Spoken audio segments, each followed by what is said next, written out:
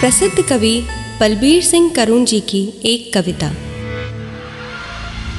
गांधारी की भूल।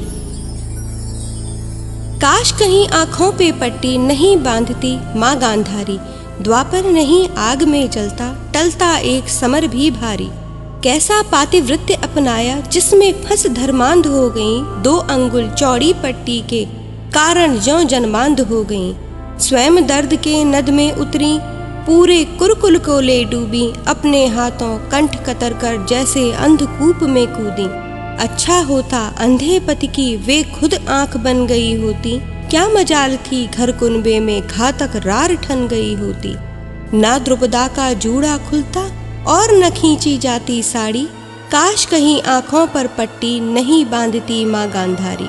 एक वही थी जो अंधे नृप का हर मोह छांट सकती थी, भरी सभा में हर अनीति की बाजू वही काट सकती थी। दुर्योधन और दुशासन को वही मार सकती थी चाटे, और कौन था उन दोनों को कान पकड़कर कसकर डांटे। एक वही थी जो शकुनी की उठकर देती काट कलाई, जिसने छल के पासे फेंके, जिसने विष की बेल उगाई। पर उसने तो पूर्व खेलने से ही सारी बाजी हारी, काश कहीं आँखों पर पट्टी नहीं बांधती माँ गांधारी। खुली आँख से सब पुत्रों का चाल चलन जो देखा होता, बारीकी से उभय पक्ष का बचपन यौवन देखा होता। खुली आँख से विष अंकुर को बनता वृक्ष जो देख पाती, कुंती के कुंचित ललाट की एक शिकन भी जो पढ़ पाती।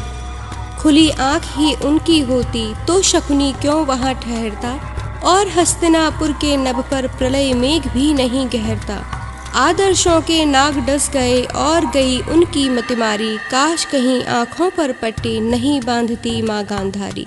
आँखें होती तो द्रुपदा के आंसू झरते देखे होते, जीवित होकर भी वे योद्धा पांडव मरते देखे होते।